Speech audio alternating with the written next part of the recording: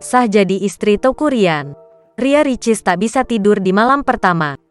YouTuber Ria Ricis mengaku tak bisa tidur di malam pertamanya sebagai istri Teuku Ryan. Adik Okky Setiana Dewi ini mengaku canggung karena tak terbiasa tidur dengan orang lain.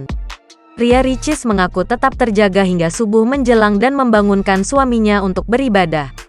Kebiasaan tidur sendiri memang menjadi masalah yang kini harus dihadapi Ria Ricis setelah menikah.